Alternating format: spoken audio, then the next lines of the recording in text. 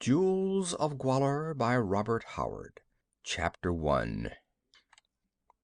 Paths of Intrigue. The cliffs rose sheer from the jungle, towering ramparts of stone that glinted jade blue and dull crimson in the rising sun, and curved away and away to east and west above the waving emerald ocean of fronds and leaves. It looked insurmountable, that giant palisade with its sheer curtains of solid rock in which bits of quartz winked dazzlingly in the sunlight. But the man who was working his tedious way upward was already halfway to the top. He came of a race of hillmen accustomed to scaling forbidden crags, and he was a man of unusual strength and agility. His only garment was a pair of short red silk breeks, and his sandals were slung to his back out of the way, as were his sword and dagger. The man was powerfully built, supple as a panther. His skin was bronzed by the sun, his square-cut black mane confined by a silver band about his temples. His iron muscles, quick eye, and sure feet served him well here, for it was a climb to test these qualities to the utmost. 150 feet below him waved the jungle. An equal distance above him the rim of the cliffs was etched against the morning sky.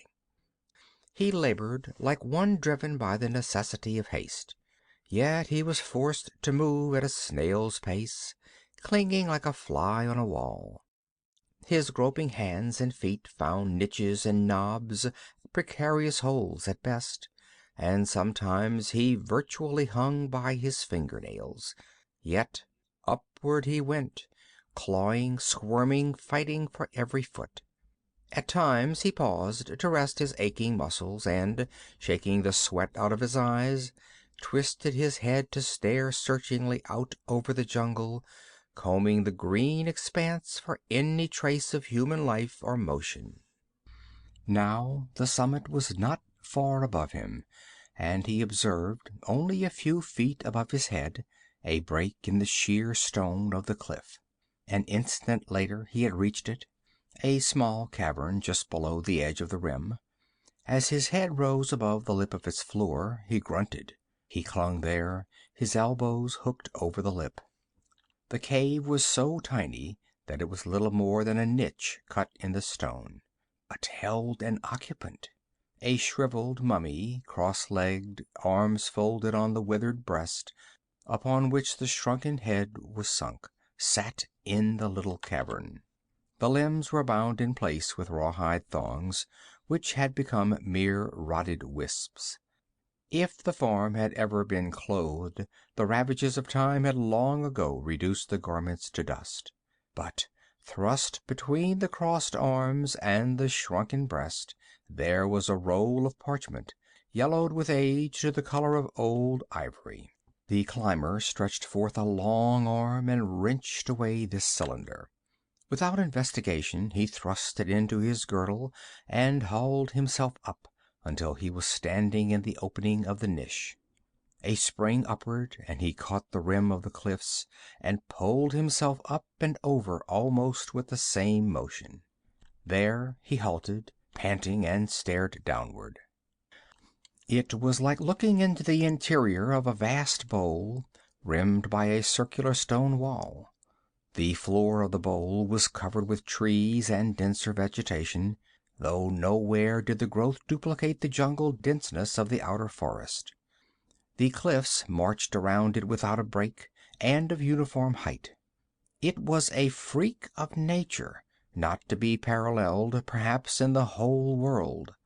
A vast natural amphitheater, a circular bit of forested plain 3 or 4 miles in diameter, cut off from the rest of the world and confined within the ring of those palisaded cliffs.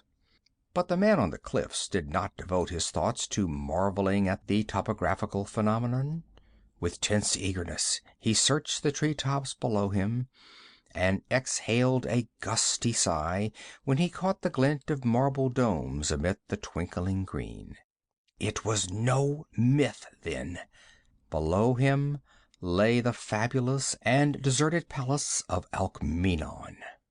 Conan the Cimmerian, late of the Baraka Isles of the Black Coast, and of many other climes where life ran wild, had come to the kingdom of Kishan following the lure of a fabled treasure that outshone the hoard of the Turanian kings. Kishan was a barbaric kingdom lying in the eastern hinterlands of Kush, where the broad grasslands merge with the forests that roll up from the south. The people were a mixed race, a dusky nobility ruling a population that was largely pure Negro. The rulers, princes, and high priests claimed descent from a white race which, in a mythical age, had ruled a kingdom whose capital city was Alkmeenon. Conflicting legends sought to explain the reason for that race's eventual downfall and the abandonment of the city by the survivors. Equally nebulous were the tales of the Teeth of Gwahlur, the treasure of Alkmeenon. But these misty legends had been enough to bring Conan to Kishan, over vast distances of plain, river-laced jungle, and mountains. He had found Kishan, which itself was considered mythical by many northern and western nations, and he had heard enough to confirm the rumors of the treasure that men called the Teeth of Gwahlur. But its hiding place he could not learn, and he was confronted with the necessity of explaining his presence in Kishan. Unattached strangers were not welcome there. But he was not nonplussed. With cool assurance he made his offer to the stately, plumed, suspicious grandees of the barbarically magnificent court. He was a professional fighting man. In search of employment, he said, he had come to Kishan. For a price, he would train the armies of Kishan and lead them against Punt, their hereditary enemy, whose recent successes in the field had aroused the fury of Kishan's irascible king. This proposition was not so audacious as it might seem. Conan's fame had preceded him, even into distant Kishan. His exploits as a chief of the Black Corsairs, those wolves of the southern coasts, had made his name known, admired, and feared throughout the Black Kingdoms. He did not refuse tests devised by the dusky lords. Skirmishes along the borders were incessant, affording the Cimmerian plenty of opportunities to demonstrate his ability at hand-to-hand fighting. His reckless ferocity impressed the lords of Kishan, already aware of his reputation as a leader of men, and the prospects seemed favorable. All Conan secretly desired was employment to give him legitimate excuse for remaining in Kishan long enough to locate the hiding place of the Teeth of Gwahlur. Then there came an interruption. Thutmekri came to Kishan at the head of an embassy from Zimbabwe. Thutmekri was a Stygian, an adventurer and a rogue whose wits had recommended him to the twin kings of the great hybrid trading kingdom, which lay many days' march to the east. He and the Cimmerian knew each other of old, and without love. Thutmekri likewise had a proposition to make to the king of Kishan, and it also concerned the conquest of Punt, which kingdom, incidentally, lying east of Kishan, had recently expelled the Zimbabwean traders and burned their fortresses. His offer outweighed even the prestige of Conan. He pledged himself to invade Punt from the east with a host of black spearmen, Shemitish archers, and mercenary swordsmen, and to aid the king of Kishan to annex the hostile kingdom. The benevolent kings of Zimbabwe desired only a monopoly of the trade of Kishan and her tributaries, and as a pledge of good faith, some of the Teeth of Gwahlur. These would be put to no base usage. Thutmekri hastened to explain to the suspicious chieftains. They would be placed in the temple of Zimbabwe, beside the squat gold idols of Dagon and Derkito, sacred guests in the holy shrine of the kingdom, to seal the covenant between Kishan and Zimbabwe. This statement brought a savage grin to Conan's hard lips. The Cimmerian made no attempt to match wits and intrigue with Thutmekri and his Shemitish partner Zargeba.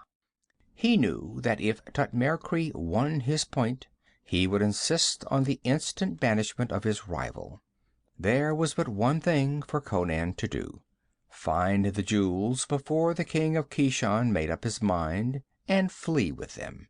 But by this time he was certain that they were not hidden in Kishia, the royal city, which was a swarm of thatched huts crowding about a mud wall that enclosed the palace of stone and mud and bamboo. While he fumed with nervous impatience, the high priest Gorulga announced that before any decision could be reached, the will of the gods must be ascertained concerning the proposed alliance with Zimbabwe and the pledge of objects long held holy and inviolate. The oracle of Alkmeenon must be consulted. This was an awesome thing, and it caused tongues to wag excitedly in palace and beehive hut. Not for a century had the priests visited the silent city. The oracle, men said, was the Princess Yelaya, the last ruler of Alkmeenon, who had died in the full bloom of her youth and beauty, and whose body had miraculously remained unblemished throughout the ages. Of old, priests had made their way into the haunted city, and she had taught them wisdom.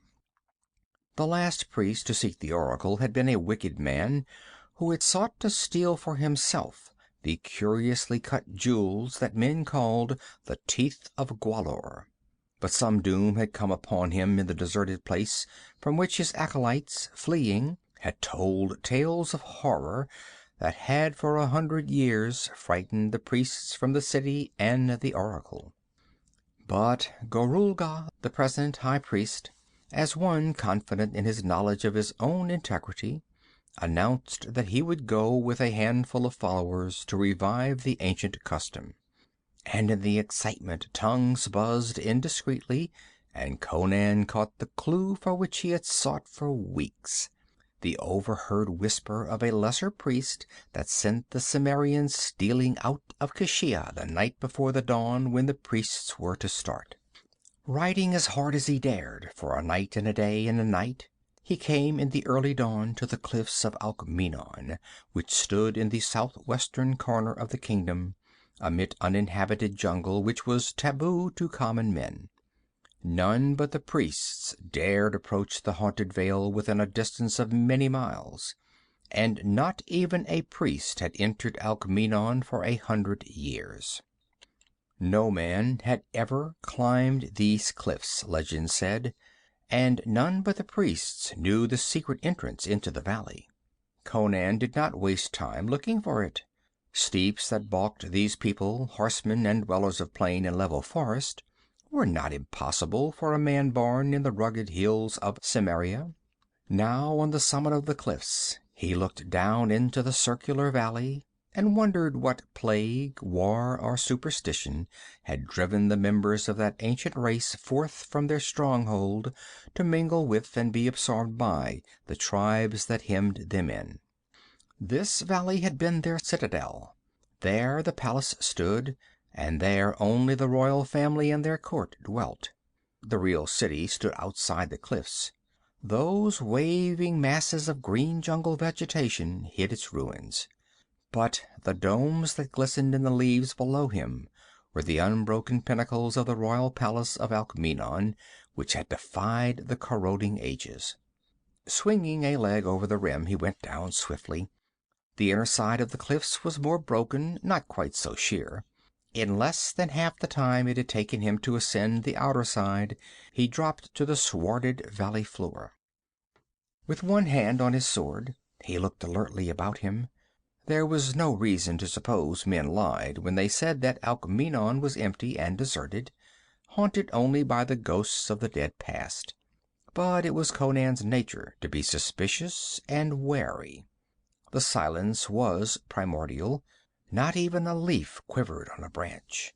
When he bent to peer under the trees, he saw nothing but the marching rows of trunks, receding and receding into the blue gloom of the deep woods. Nevertheless, he went warily, sword in hand, his restless eyes combing the shadows from side to side, his springy tread making no sound on the sward. All about him he saw signs of an ancient civilization. Marble fountains, voiceless and crumbling, stood in circles of slender trees, whose patterns were too symmetrical to have been a chance of nature.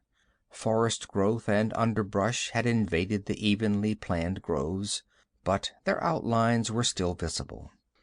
Broad pavements ran away under the trees, broken and with grass growing through the wide cracks. He glimpsed walls with ornamented copings, lattices of carven stone that might once have served as the walls of pleasure pavilions. Ahead of him, through the trees, the domes gleamed, and the bulk of the structure supporting them became more apparent as he advanced. Presently, pushing through a screen of vine-tangled branches, he came into a comparatively open space, where the trees straggled, unencumbered by undergrowth, and saw before him the wide, pillared portico of the palace. As he mounted the broad marble steps, he noted that the building was in far better state of preservation than the lesser structures he had glimpsed. The thick walls and massive pillars seemed too powerful to crumble before the assault of time and the elements. The same enchanted quiet brooded over all. The cat-like pad of his sandaled feet seemed startlingly loud in the stillness. Somewhere in this palace lay the effigy or image which had, in times past, served as oracle for the priests of Kishan.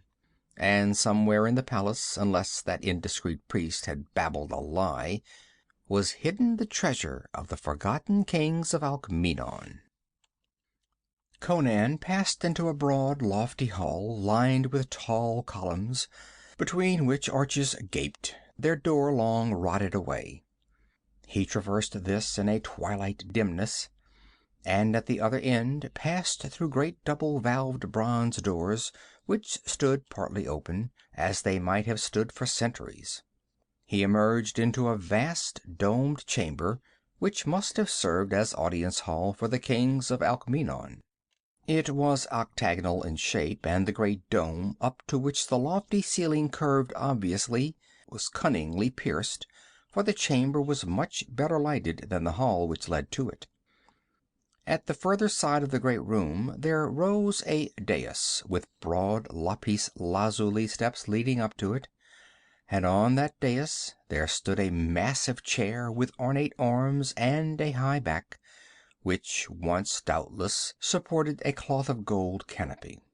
Conan grunted explosively, and his eyes lit. The golden throne of Alkmeenon, named in immemorial legendry. He weighed it with a practiced eye. It represented a fortune in itself, if he were but able to bear it away. Its richness fired his imagination concerning the treasure itself, and made him burn with eagerness. His fingers itched to plunge among the gems he had heard described by storytellers in the market squares of Kashia, who repeated the tales handed down from mouth to mouth through the centuries. Jewels not to be duplicated in the world, rubies, emeralds, diamonds, bloodstones, opals, sapphires, the loot of the ancient world. He had expected to find the oracle effigy seated on the throne, but since it was not, it was probably placed in some other part of the palace, if indeed such a thing really existed.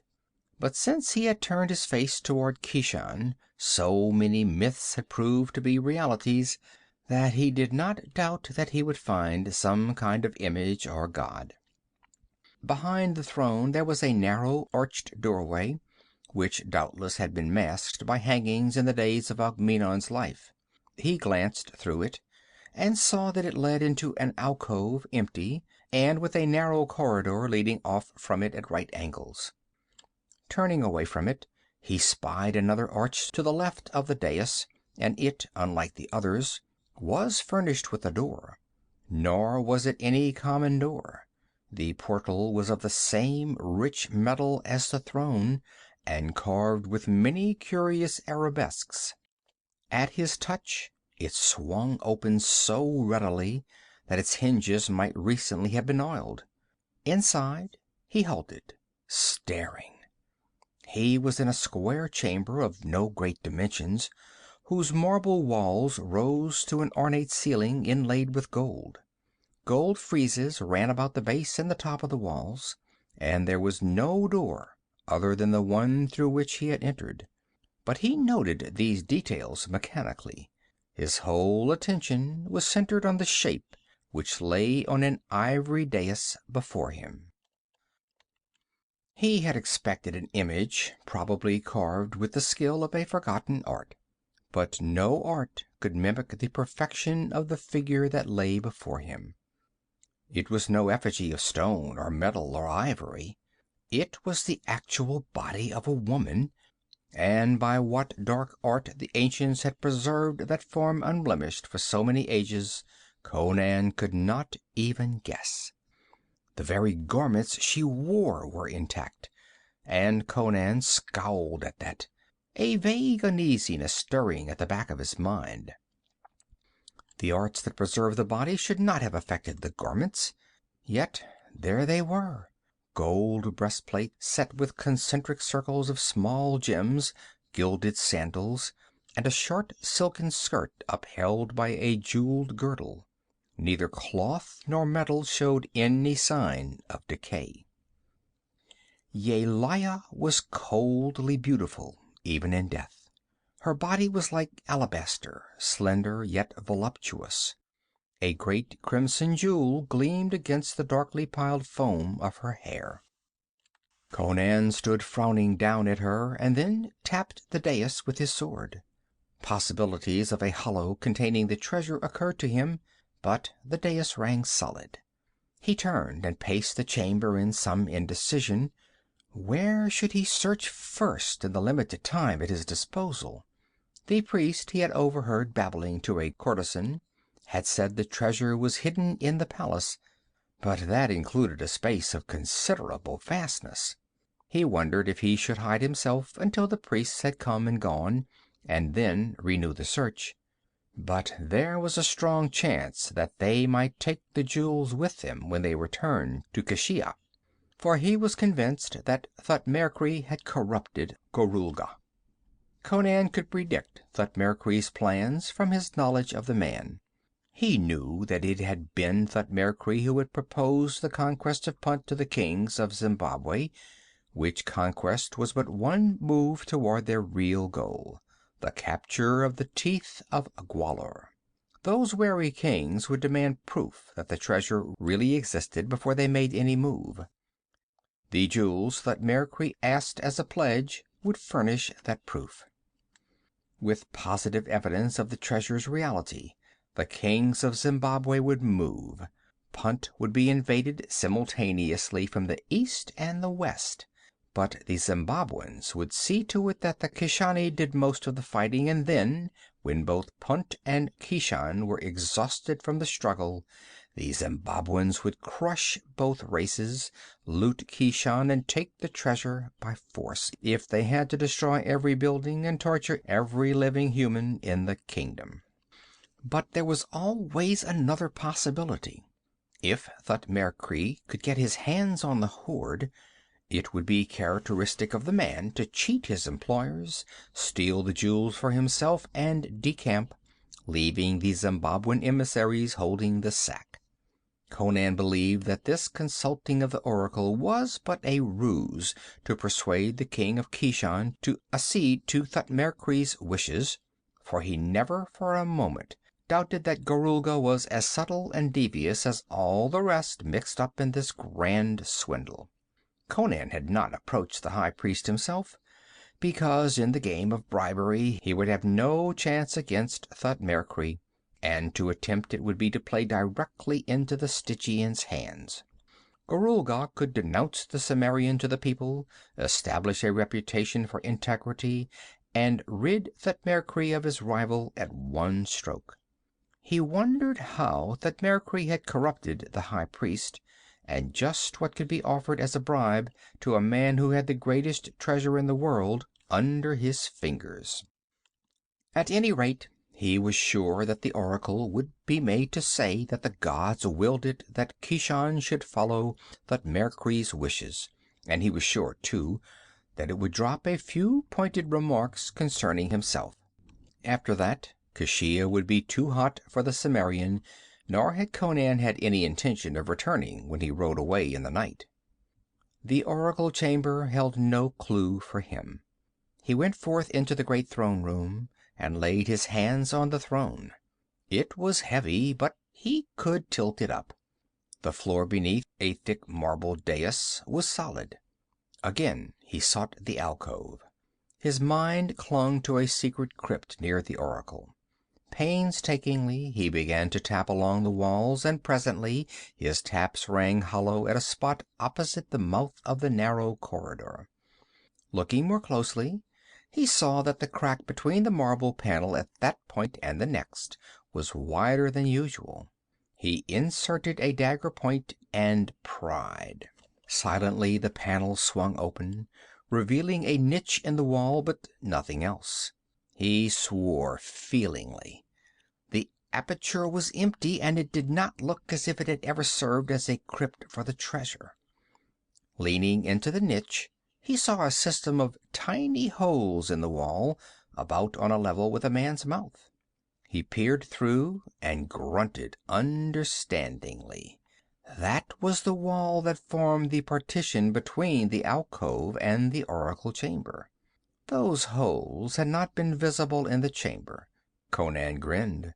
This explained the mystery of the oracle, but it was a bit cruder than he had expected.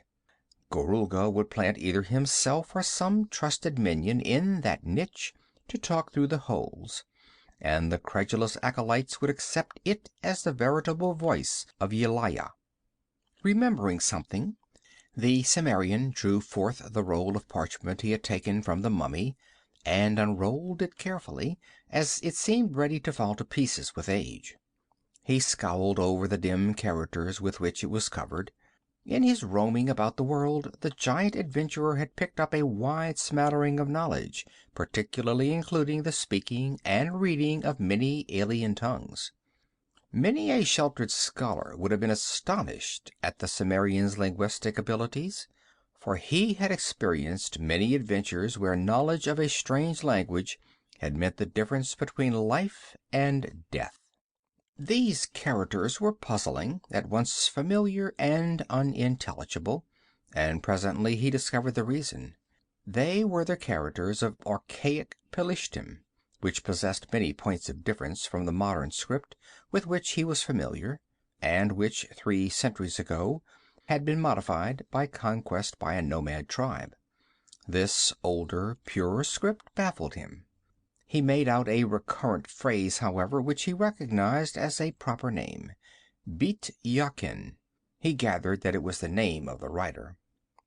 Scowling, his lips unconsciously moving as he struggled with the task, he blundered through the manuscript, finding much of it untranslatable and most of the rest of it obscure. He gathered that the writer, the mysterious Bit Yakin, had come from afar with his servants and entered the valley of Alkmeenon. Much that followed was meaningless, interspersed as it was with unfamiliar phrases and characters. Such as he could translate seemed to indicate the passing of a very long period of time. The name of Yelaya was repeated frequently, and toward the last part of the manuscript it became apparent that Bit Yakin knew that death was upon him. With a slight start, Conan realized that the mummy in the cavern must be the remains of the writer of the manuscript, the mysterious Pelishtim Bit Yakin. The man had died as he had prophesied, and his servants obviously had placed him in that open crypt, high up on the cliffs, according to his instructions before his death. It was strange that Bit Yakin was not mentioned in any of the legends of Alkmeenon. Obviously, he had come to the valley after it had been deserted by the original inhabitants. The manuscript indicated as much. But it seemed peculiar that the priests who came in the old days to consult the oracle had not seen the man or his servants. Conan felt sure that the mummy and this parchment were more than 100 years old. Beit Yakin had dwelt in the valley when the priests came of old to bow before dead Yelaya. Yet concerning him the legends were silent, telling only of a deserted city haunted only by the dead. Why had the man dwelt in this desolate spot? And to what unknown destination had his servants departed after disposing of their master's corpse? Conan shrugged his shoulders and thrust the parchment back into his girdle. He started violently, the skin on the backs of his hands tingling. Startlingly, shockingly, in the slumberous stillness, there had boomed the deep, strident clangor of a great gong. He wheeled, crouching like a great cat, sword in hand, glaring down the narrow corridor from which the sound had seemed to come. Had the priests of Kashia arrived? This was improbable, he knew. They would not have had time to reach the valley. But that gong was indisputable evidence of human presence. Conan was basically a direct actionist. Such subtlety as he possessed had been acquired through contact with the more devious races. When taken off guard by some unexpected occurrence, he reverted instinctively to type. So now, instead of hiding or slipping away in the opposite direction as the average man might have done, he ran straight down the corridor in the direction of the sound. His sandals made no more noise than the pads of a panther would have made. His eyes were slits, his lips unconsciously a snarl. Panic had momentarily touched his soul at the shock of that unexpected reverberation, and the red rage of the primitive that is awakened by the threat of peril always lurked close to the surface of the Cimmerian. He emerged presently from the winding corridor into a small open court. Something glinting in the sun caught his eye. It was the gong, a great gold disk, hanging from a gold arm extending from the crumbling wall. A brass mallet lay near, but there was no sound or sight of humanity. The surrounding arches gaped emptily. Conan crouched inside the doorway for what seemed a long time. There was no sound or movement throughout the great palace. His patience exhausted at last, he glided around the curve of the court, peered into the arches, ready to leap either way like a flash of light, or to strike right or left as a cobra strikes.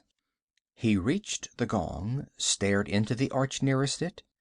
He saw only a dim chamber, littered with the debris of decay.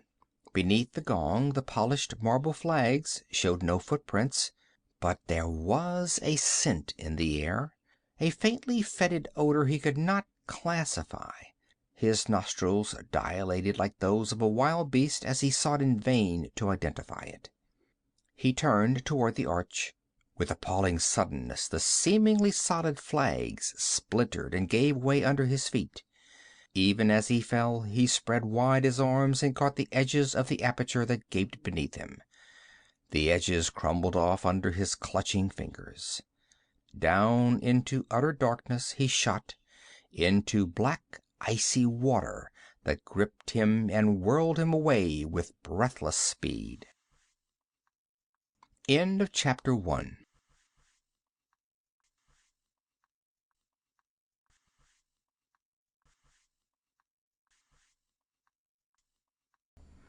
Chapter 2.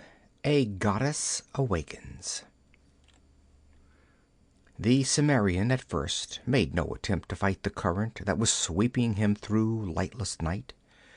He kept himself afloat, gripping between his teeth the sword which he had not relinquished even in his fall, and did not even seek to guess to what doom he was being borne. But suddenly a beam of light lanced the darkness ahead of him. He saw the surging, seething black surface of the water, in turmoil as if disturbed by some monster of the deep, and he saw the sheer stone walls of the channel curved up to a vault overhead. On each side ran a narrow ledge just below the arching roof, but they were far out of his reach. At one point this roof had been broken, probably fallen in, and the light was streaming through the aperture. Beyond that shaft of light was utter blackness, and panic assailed the Cimmerian as he saw he would be swept on past that spot of light and into the unknown blackness again. Then he saw something else. Bronze ladders extending from the ledges to the water's surface at regular intervals, and there was one just ahead of him. Instantly he struck out for it, fighting the current that would have held him in the middle of the stream. It dragged at him with tangible, animate, slimy hands, but he buffeted the rushing surge with the strength of desperation, and now drew closer and closer inshore, fighting furiously for every inch. Now he was even with the ladder, and with a fierce, gasping plunge he gripped the bottom rung and hung on, breathless. A few seconds later he struggled up out of the seething water, trusting his weight dubiously to the corroded rungs. They sagged and bent, but they held, and he clambered up onto the narrow ledge, which ran along the wall scarcely a man's length below the curving roof. The tall Cimmerian was forced to bend his head as he stood up. A heavy bronze door showed in the stone at a point even with the head of the ladder, but it did not give to Conan's efforts. He transferred his sword from his teeth to its scabbard, spitting blood, for the edge had cut his lips in that fierce fight with the river, and turned his attention to the broken roof. He could reach his arms up through the crevice and grip the edge, and careful testing told him it would bear his weight. An instant later he had drawn himself up through the hole and found himself in a wide chamber in a state of extreme disrepair. Most of the roof had fallen in, as well as a great section of the floor, which was laid over the vault of a subterranean river. Broken arches opened into other chambers and corridors, and Conan believed he was still in the great palace.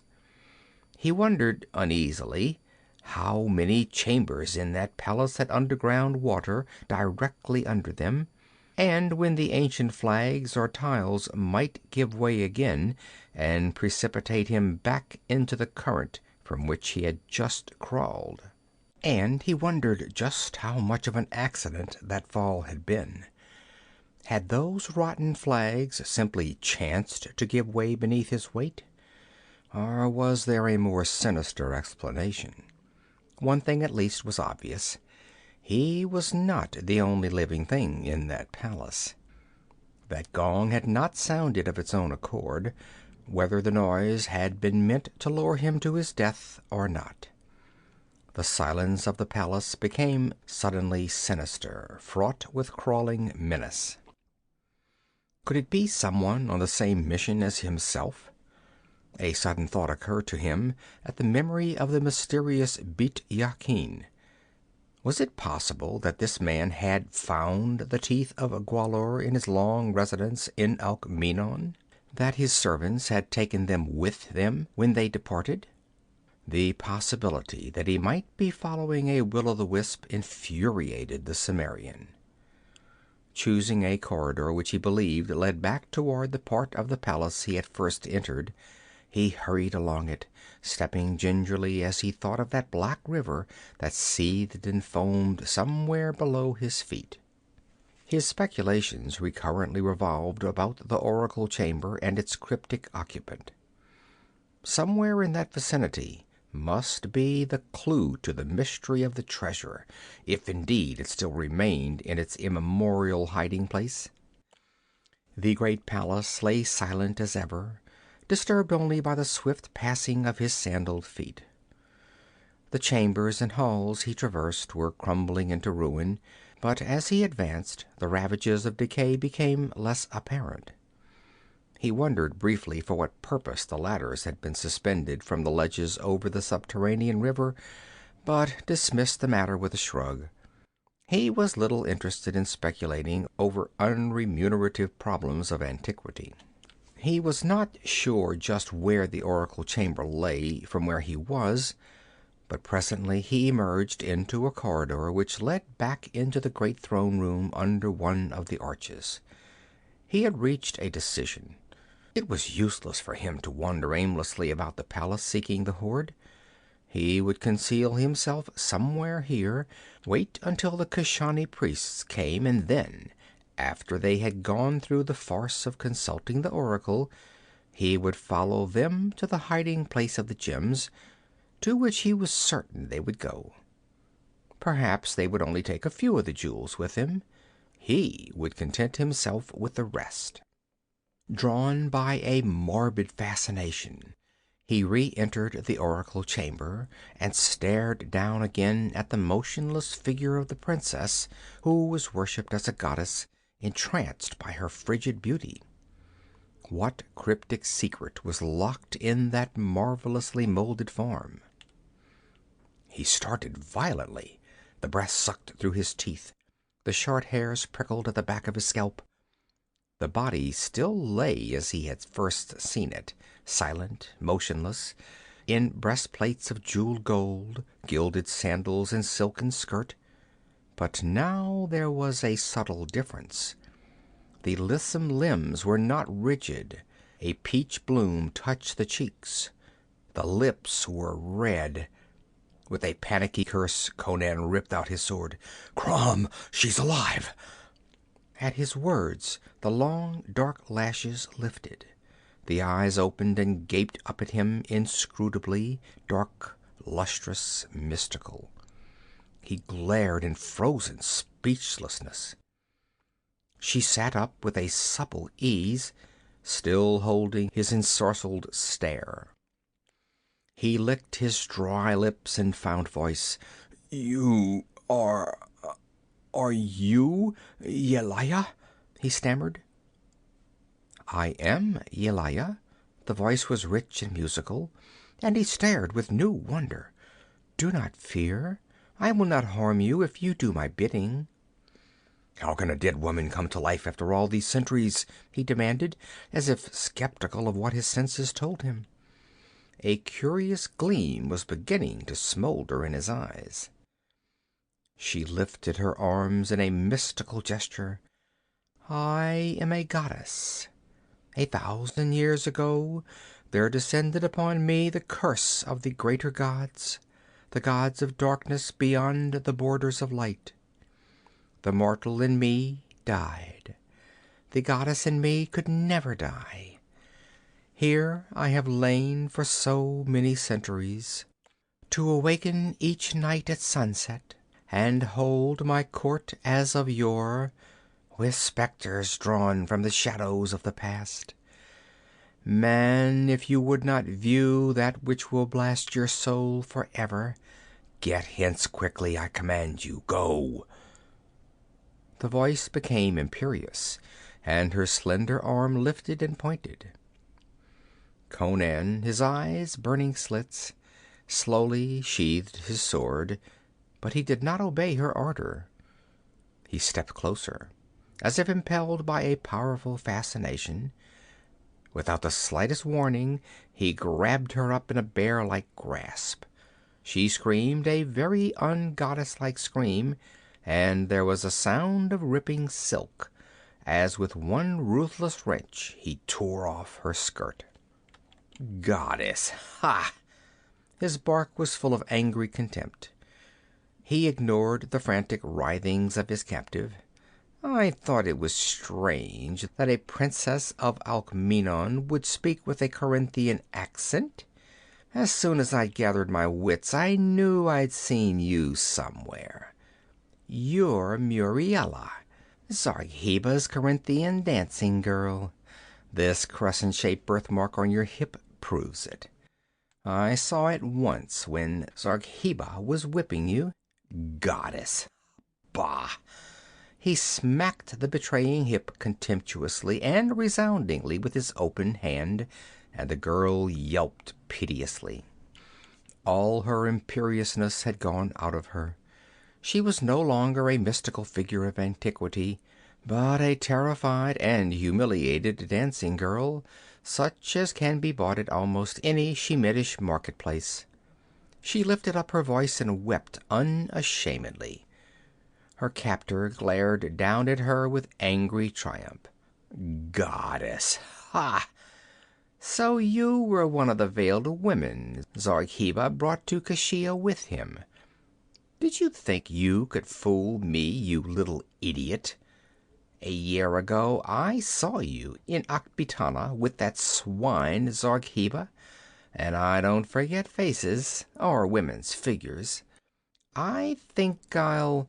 Squirming about in his grasp, she threw her slender arms about his massive neck in an abandon of terror. Tears coursed down her cheeks, and her sobs quivered with a note of hysteria. "Oh, please don't hurt me. Don't. I had to do it. Zargheba brought me here to act as the oracle." "Why, you sacrilegious little hussy," rumbled Conan. "Do you not fear the gods? Crom, is there no honesty anywhere?" "Oh, please," she begged, quivering with abject fright. "I couldn't disobey Zargheba. Oh, what shall I do? I shall be cursed by these heathen gods." "What do you think the priests will do to you if they find out you're an impostor?" he demanded.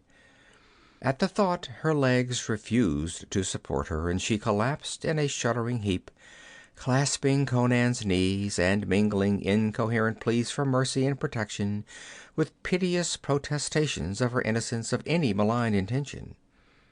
It was a vivid change from her pose as the ancient princess, but not surprising. The fear that had nerved her then was now her undoing. "Where is Zargheba?" he demanded. "Stop yammering, damn it, and answer me." "Outside the palace," she whimpered, "watching for the priests." "How many men with him?" "None. We came alone." "Ha!"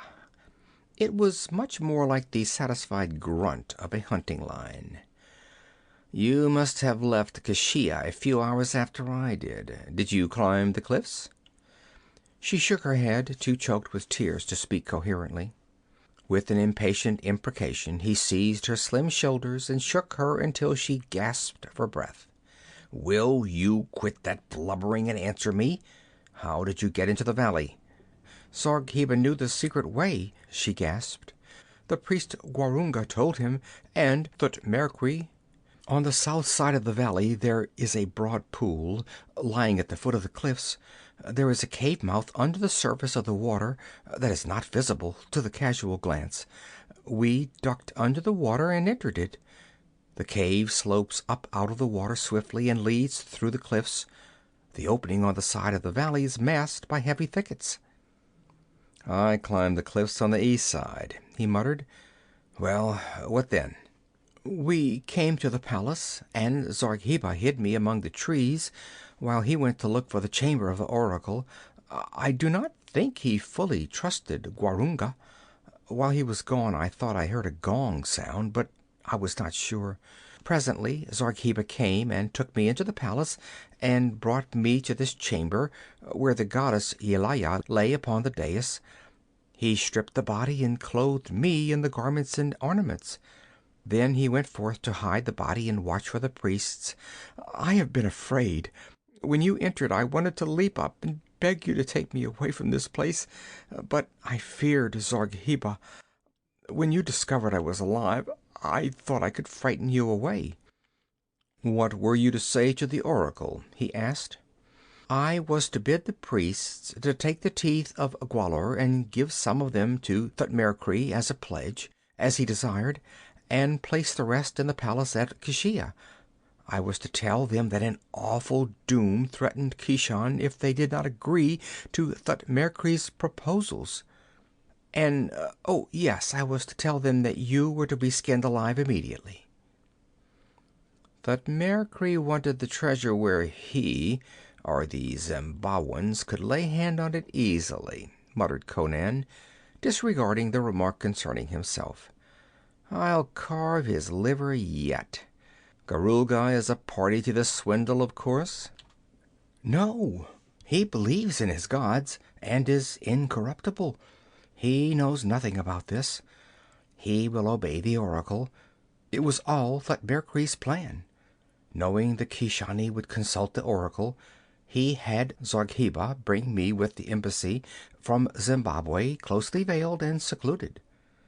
Well, I'm damned, muttered Conan. A priest who honestly believes in his oracle and cannot be bribed? Crom!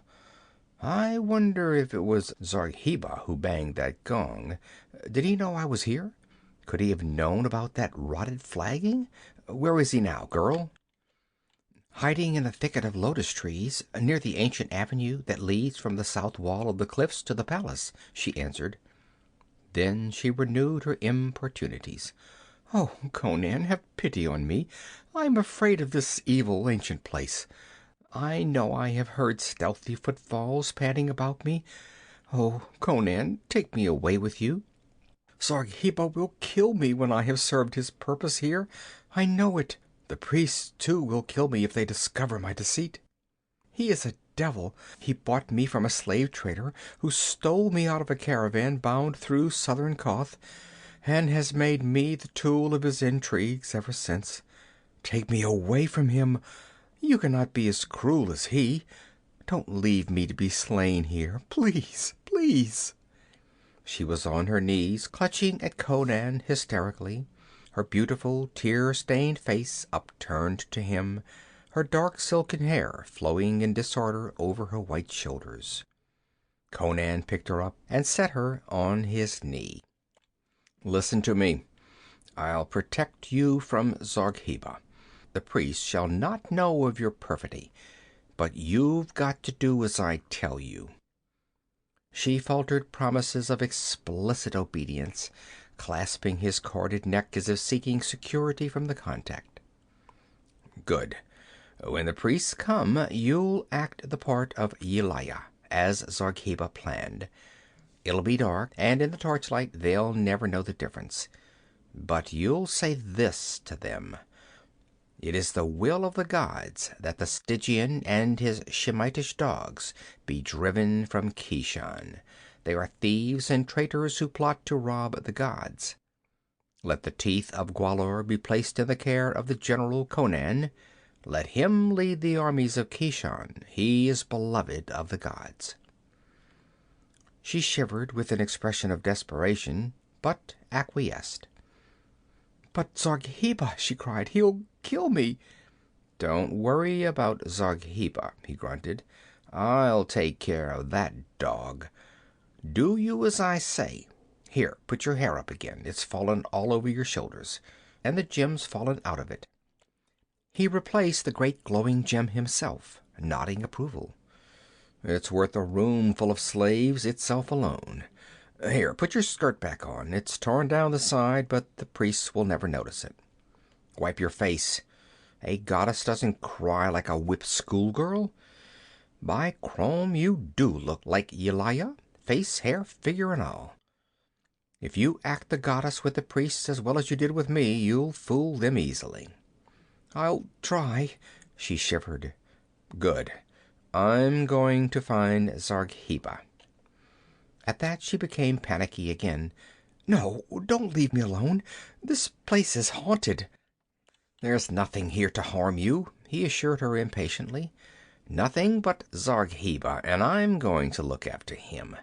I'll be back shortly. I'll be watching from close by in case anything goes wrong during the ceremony. If you play your part properly, nothing will go wrong. And turning, he hastened out of the oracle chamber.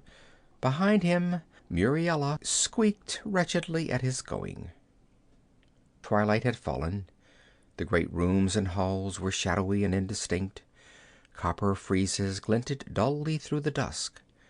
Conan strode like a silent phantom through the great halls, with the sensation of being stared at from the shadowed recesses by invisible ghosts of the past. No wonder the girl was nervous amid such surroundings. He glided down the marble steps like a slinking panther, sword in hand. Silence reigned over the valley, and above the rim of the cliffs stars were blinking out. If the priests of Kashia had entered the valley, there was not a sound, not a movement in the greenery to betray them. He made out the ancient, broken, paved avenue, wandering away to the south, lost amid the cluttering masses of fronds and thick-leaved bushes.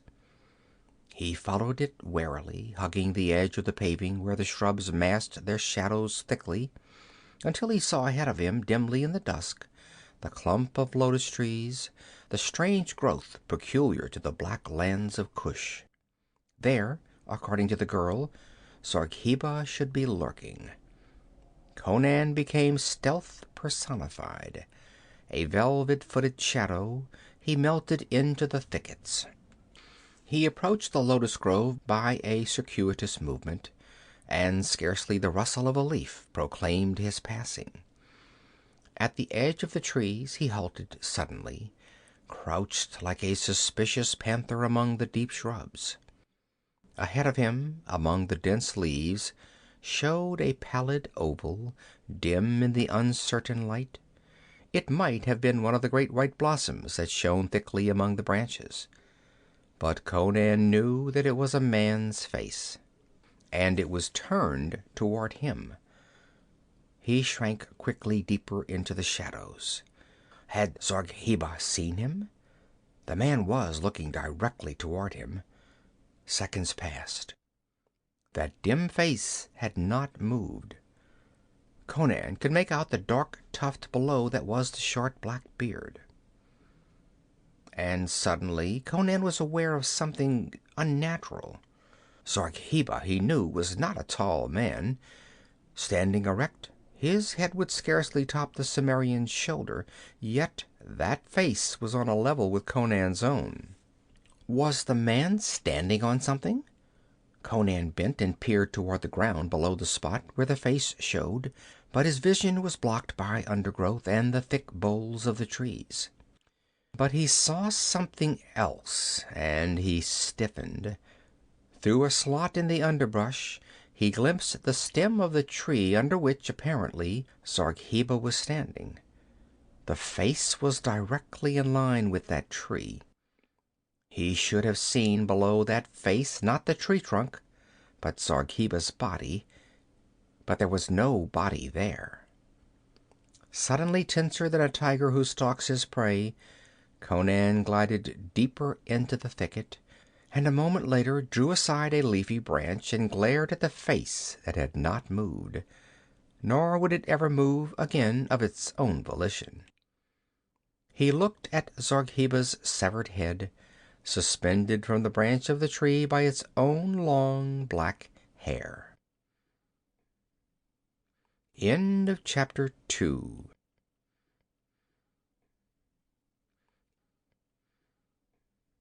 Chapter 3. The Return of the Oracle. Conan wheeled supplely, sweeping the shadows with a fiercely questing stare. There was no sign of the murdered man's body. Only yonder the tall, lush grass was trampled and broken down, and the sward was dabbled darkly and wetly. Conan stood scarcely breathing as he strained his ears into the silence. The trees and bushes with their great pallid blossoms stood dark, still, and sinister, etched against the deepening dusk. Primitive fears whispered at the back of Conan's mind. Was this the work of the priests of Kishan? If so, where were they? Was it Zargheba, after all, who had struck the gong? Again there rose the memory of Bit Yakin and his mysterious servants. Bit Yakin was dead, shriveled to a hulk of wrinkled leather and bound in his hollowed crypt to greet the rising sun forever. But the servants of Bit Yakin were unaccounted for. There was no proof they had ever left the valley. Conan thought of the girl, Muriela, alone and unguarded in that great shadowy palace. He wheeled and ran back down the shadowed avenue, and he ran as a suspicious panther runs, poised even in full stride to whirl right or left and strike death blows. The palace loomed through the trees, and he saw something else, the glow of fire reflecting redly from the polished marble. He melted into the bushes that lined the broken street, glided through the dense growth, and reached the edge of the open space before the portico. Voices reached him. Torches bobbed, and their flare shone on glossy ebon shoulders. The priests of Kishan had come. They had not advanced up the wide overgrown avenue as Zargheba had expected them to do. Obviously there was more than one secret way into the valley of Alkmeenon. They were filing up the broad marble steps, holding their torches high. He saw Gorulga at the head of the parade, a profile chiseled out of copper, etched in the torch glare. The rest were acolytes, giant black men from whose skins the torches struck highlights. At the end of the procession there stalked a huge negro with an unusually wicked cast of countenance, in the sight of whom Conan scowled. That was Gwahlur, whom Muriela had named as the man who had revealed the secret of the pool entrance to Zargheba. Conan wondered how deeply the man was in the intrigues of the Stygian. He hurried toward the portico, circling the open space to keep in the fringing shadows. They left no one to guard the entrance. The torches streamed steadily down the long, dark hall. Before they reached the double-valved door at the other end, Conan had mounted the other steps and was in the hall behind them. Slinking swiftly along the column-lined wall, he reached the great door as they crossed the huge throne room, their torches driving back the shadows. They did not look back.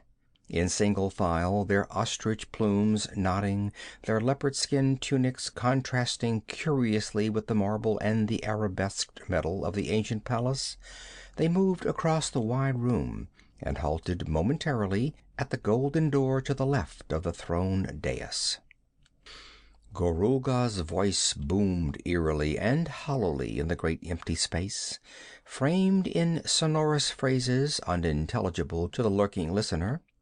Then the high priest thrust open the golden door and entered, bowing repeatedly from his waist, and behind him the torches sank and rose, showering flakes of flame as the worshippers imitated their master. The gold door closed behind them, shutting out sound and sight, and Conan darted across the throne chamber and into the alcove behind the throne. He made less sound than a wind blowing across the chamber. Tiny beams of light streamed through the apertures in the wall as he pried open the secret panel. Gliding into the niche, he peered through. Muriela sat upright on the dais, her arms folded, her head leaning back against the wall, within a few inches of his eyes. The delicate perfume of her foamy hair was in his nostrils. He could not see her face, of course, but her attitude was as if she gazed tranquilly into some far gulf of space, over and beyond the shaven heads of the black giants who knelt before her. Conan grinned with appreciation. The little slut's an actress, he told himself. He knew she was shriveling with terror, but she showed no sign. In the uncertain flare of the torches, she looked exactly like the goddess he had seen lying on that same dais, if one could imagine that goddess imbued with vibrant life. Gorulga was booming forth some kind of a chant in an accent unfamiliar to Conan, and which was probably some invocation in the ancient tongue of Alkmeenon, handed down from generation to generation of high priests. It seemed interminable. Conan grew restless. The longer the thing lasted, the more terrific would be the strain on Muriela. If she snapped, he hitched his sword and dagger forward. He could not see the little trollop tortured and slain by these men. But the chant, deep, low-pitched, and indescribably ominous, came to a conclusion at last, and a shouted acclaim from the acolytes marked its period. Lifting his head and raising his arms toward the silent form on the dais, Gorulga cried in the deep, rich resonance that was the natural attribute of the Kashani priest.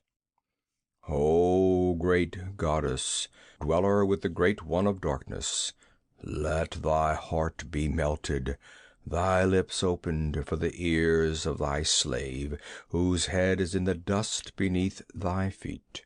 Speak, great goddess of the Holy Valley. Thou knowest the paths before us. The darkness that vexes us is as the light of the midday sun to thee. Shed the radiance of thy wisdom on the paths of thy servants. Tell us, O mouthpiece of the gods, what is their will concerning Thutmekri the Stygian? The high-piled, burnished mass of hair that caught the torchlight in dull bronze gleams quivered slightly. A gusty sigh rose from the blacks, half in awe, half in fear. Muriela's voice came plainly to Conan's ears in the breathless silence, and it seemed cold, detached, impersonal, though the Cimmerian winced at the Corinthian accent. It is the will of the gods that the Stygian and his Shemitish dogs be driven from Kishan. She was repeating his exact words. They are thieves and traitors who plot to rob the gods. Let the Teeth of Gwahlur be placed in the care of the General Conan. Let him lead the armies of Kishan. He is beloved of the gods. There was a quiver in her voice as she ended, and Conan began to sweat, believing she was on the point of an hysterical collapse. But the blacks did not notice any more than they identified the Corinthian accent of which they knew nothing. They smote their palms softly together, and a murmur of wonder and awe rose from them. Gorulga's eyes glittered fanatically in the torchlight. "Yelaya has spoken!" he cried in an exalted voice. "It is the will of the gods. Long ago, in the days of our ancestors, they were made taboo and hidden at the command of the gods, who wrenched them from the awful jaws of Gwahlur, the King of Darkness, in the birth of the world. At the command of the gods, the Teeth of Gwahlur were hidden. At their command, they shall be brought forth again. O star-born goddess, give us your leave to go to the secret hiding place of the Teeth, to secure them for him whom the gods love." "You have my leave to go," answered the false goddess, with an imperious gesture of dismissal that set Conan grinning again, and the priests backed out, ostrich plumes and torches rising and falling with the rhythm of their genuflections. The gold door closed, and with a moan the goddess fell back limply on the dais. "Conan!" she whimpered faintly. "Conan!" "Shh!" he hissed through the apertures, and turning, glided from the niche and closed the panel. A glimpse past the jamb of the carven door showed him the torches receding across the great throne room, but he was at the same time aware of a radiance that did not emanate from the torches. He was startled, but the solution presented itself instantly. An early moon had risen, and its light slanted through the pierced dome, which by some curious workmanship intensified the light. The shining dome of Alkmeenon was no fable, then. Perhaps its interior was of the curious whitely flaming crystal found only in the hills of the Black Countries. The light flooded the throne room and seeped into the chambers immediately adjoining. But as Conan made toward the door that led into the throne room, he was brought around suddenly by a noise that seemed to emanate from the passage that led off into the alcove. He crouched at the mouth, staring into it, remembering the clangor of the gong that had echoed from it to lure him into a snare. The light from the dome filtered only a little way into that narrow corridor, and showed him only empty space. Yet he could have sworn that he had heard the furtive pad of a foot somewhere down it. While he hesitated, he was electrified by a woman's strangled cry from behind him. Bounding through the door behind the throne, he saw an unexpected spectacle in the crystal light. The torches of the priest had vanished from the great hall outside, but one priest was still in the palace. Gwahlur. His wicked features were convulsed with fury, and he grasped the terrified Muriela by the throat, choking her efforts to scream and plead, shaking her brutally. "Traitoress!" Between his thick red lips his voice hissed like a cobra. "What games are you playing? Did not Zargheba tell you what to say? I thought Merkri told me. Are you betraying your master, or is he betraying his friends through you? Slut! I'll twist off your false head, but first I'll—" A widening of his captive's lovely eyes as she stared over his shoulder warned the huge black. He released her and wheeled just as Conan's sword lashed down. The impact of the stroke knocked him headlong backward to the marble floor, where he lay twitching, blood oozing from a ragged gash in his scalp. Conan started toward him to finish the job, for he knew that the priest's sudden movement had caused the blade to strike flat. But Muriela threw her arms convulsively about him. "I've done as you ordered," she gasped hysterically. "Take me away. Oh, please take me away." "We can't go yet," he grunted. "I want to follow the priests and see where they get the jewels. There may be more loot hidden there, but you can go with me. Where's the gem you wore in your hair?" "It must have fallen out on the dais," she stammered, feeling for it. I was so frightened. When the priest left me, I ran out to find you, and this big brute had stayed behind, and he grabbed me." "Well, go get it while I dispose of this carcass," he commanded. "Go on. That gem is worth a fortune itself." She hesitated, as if loath to return to that cryptic chamber. Then, as he grasped Gwahlur's girdle and dragged him into the alcove, she turned and entered the oracle room. Conan dumped the senseless black on the floor and lifted his sword. The Cimmerian had lived too long in the wild places of the world to have any illusions about mercy. The only safe enemy was a headless enemy. But before he could strike, a startling scream checked the lifted blade. It came from the oracle chamber. "Conan! Conan! She's come back!" The shriek ended in a gurgle and a scraping scuffle. With an oath, Conan dashed out of the alcove, across the throne dais, and into the oracle chamber almost before the sound had ceased. There he halted, glaring bewilderedly. To all appearances, Muriela lay placidly on the dais, eyes closed as in slumber. "What in thunder are you doing?" he demanded acidly. "Is this any time to be playing jokes?" His voice trailed away. His gaze ran along the ivory thigh molded in the close-fitting silk skirt. That skirt should gape from girdle to hem, he knew, because it had been his own hand that tore it as he ruthlessly stripped the garment from the dancer's writhing body. But the skirt showed no rent.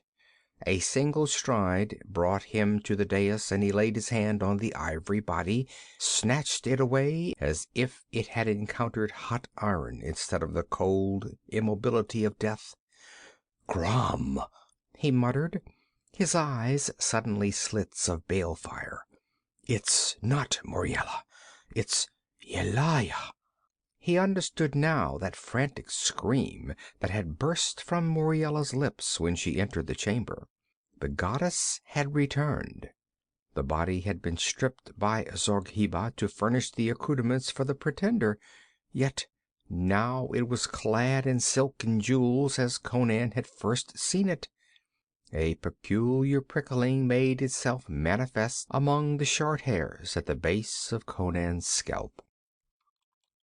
"Muriela!" he shouted suddenly. "Muriela, where the devil are you?" The walls threw back his voice mockingly. There was no entrance that he could see except the golden door, and none could have entered or departed through that without his knowledge. This much was indisputable. Yelaya had been replaced on the dais within the few minutes that had elapsed since Muriela had first left the chamber to be seized by Gwarunga. His ears were still tingling with the echoes of Muriela's scream, yet the Corinthian girl had vanished as if into thin air. There was but one explanation that offered itself to the Cimmerian, if he rejected the darker speculation that suggested the supernatural. Somewhere in the chamber there was a secret door, and even as the thought crossed his mind, he saw it.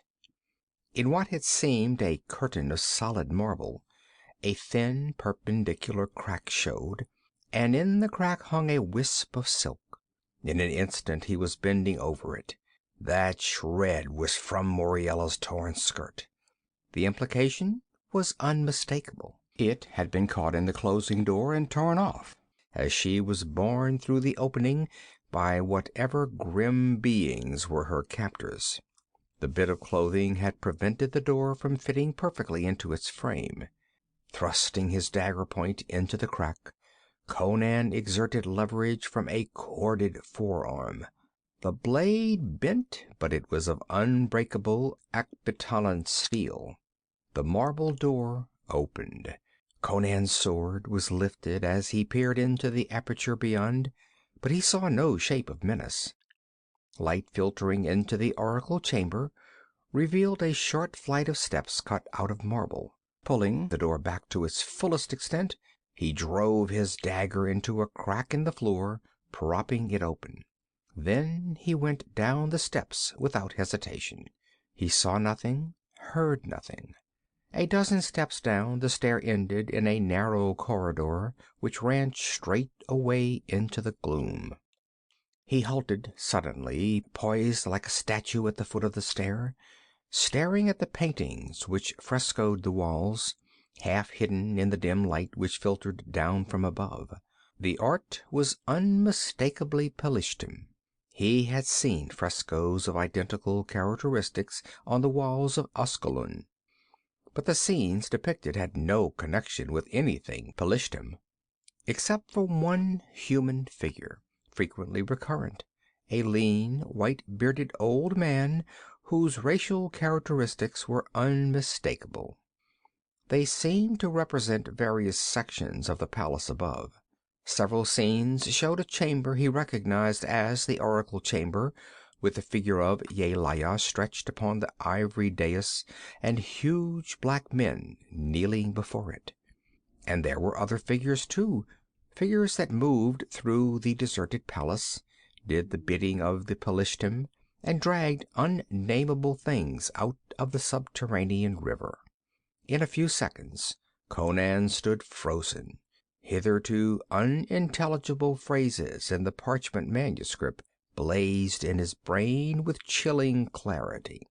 The loose bits of the pattern clicked into place.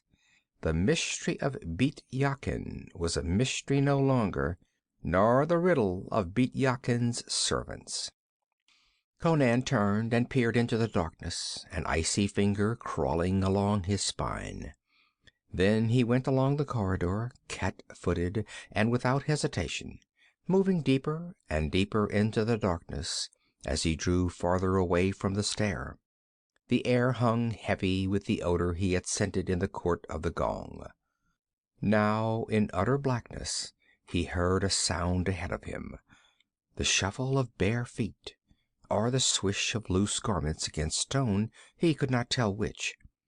But an instant later his outstretched hand encountered a barrier which he identified as a massive door of carven metal. He pushed against it fruitlessly, and his sword point sought vainly for a crack. It fitted into the sill and jambs as if molded there. He exerted all his strength, his feet straining against the door, the veins knotting in his temples. It was useless. A charge of elephants would scarcely have shaken that titanic portal. As he leaned there, he caught a sound on the other side that his ears instantly identified. It was the creak of rusty iron, like a lever scraping in its slot. Instinctively, action followed recognition so spontaneously that sound, impulse, and action were practically simultaneous. And as his prodigious bound carried him backward, there was the rush of a great bulk from above, and a thunderous crash filled the tunnel with deafening vibrations. Bits of flying splinters struck him. A huge block of stone, he knew from the sound, dropped on the spot he had just quitted. An instant's slower thought or action, and it would have crushed him like an ant. Conan fell back. Somewhere on the other side of that metal door, Muriela was a captive, if she still lived. But he could not pass that door, and if he remained in the tunnel, another block might fall, and he might not be so lucky. It would do the girl no good for him to be crushed into a purple pulp. He could not continue his search in that direction. He must get above ground and look for some other avenue of approach. He turned and hurried toward the stair, sighing as he emerged into comparative radiance. And as he set foot on the first step, the light was blotted out, and above him the marble door rushed shut with a resounding reverberation. Something like panic seized the Cimmerian, then trapped in that black tunnel, and he wheeled on the stair, lifting his sword and glaring murderously into the darkness behind him, expecting a rush of ghoulish assailants. But there was no sound or movement down the tunnel. Did the men beyond the door, if they were men, believe that he had been disposed of by the fall of the stone from the roof, which had undoubtedly been released by some sort of machinery? Then why had the door been shut above him? Abandoning speculation, Conan groped his way up the steps, his skin crawling in anticipation of a knife in his back at every stride, yearning to drown his semi-panic in a barbarous burst of bloodletting. He thrust against the door at the top, and cursed soulfully to find that it did not give to his efforts. Then, as he lifted his sword with his right hand to hew at the marble, his groping left encountered a metal bolt that evidently slipped into place at the closing of the door. In an instant he had drawn this bolt, and then the door gave to his shove. He bounded into the chamber like a slit-eyed, snarling incarnation of fury, furiously desirous to come to grips with whatever enemy was hounding him. The dagger was gone from the floor. The chamber was empty, and so was the dais. Waylay had again vanished. "By Crom!" muttered the Cimmerian. "Is she alive after all?" He strode out into the throne room, baffled, and then, struck by a sudden thought, stepped behind the throne and peered into the alcove. There was blood on the smooth marble where he had cast down the senseless body of Gwahlur. That was all. The black man had vanished as completely as Waylay. End of chapter 3.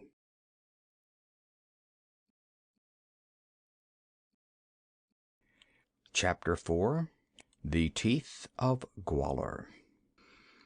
Baffled wrath confused the brain of Conan the Cimmerian. He knew no more how to go about searching for Muriela than he had known how to go about searching for the Teeth of Gwahlur. Only one thought occurred to him: to follow the priests. Perhaps at the hiding place of the treasure some clue would be revealed to him. It was a slim chance, but better than wandering about aimlessly. As he hurried through the great shadowy hall that led to the portico, He half expected the lurking shades to come to life behind him with rending fangs and talons. But only the beat of his own rapid heart accompanied him into the moonlight that dappled the shimmering marble. At the foot of the wide steps he cast about in the bright moonlight for some sign to show him the direction he must go, and he found it. Petals scattered on the sward told where an arm or garment had brushed against a blossom-laden branch. Grass had been pressed down under heavy feet. Conan, who had tracked wolves in his native hills, found no insurmountable difficulty in following the trail of the Keshani priests. It led away from the palace, through masses of exotic scented shrubbery, where great pale blossoms spread their shimmering petals, through verdant, tangled bushes that showered blooms at the touch, until he came at last to a great mass of rock that jutted like a Titan's castle out from the cliffs at a point closest to the palace, which, however, was almost hidden from view by vine-interlaced trees. Evidently that babbling priest in Keshia had been mistaken when he said that the teeth were hidden in the palace. This trail had led him away from the place where Muriela had disappeared, but a belief was growing in Conan that each part of the valley was connected with that palace by subterranean passages. Crouching in the deep velvet black shadows of the bushes, he scrutinized the great jut of rock which stood out in bold relief in the moonlight. It was covered with strange, grotesque carvings depicting men and animals and half-bestial creatures that might have been gods or devils.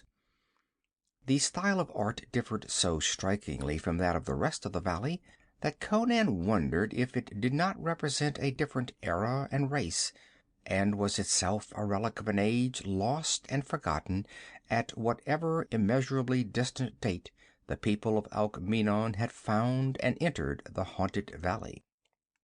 A great door stood open in the sheer curtain of the cliff, and a gigantic dragon head was carved about it, so that the open door was like the dragon's gaping mouth.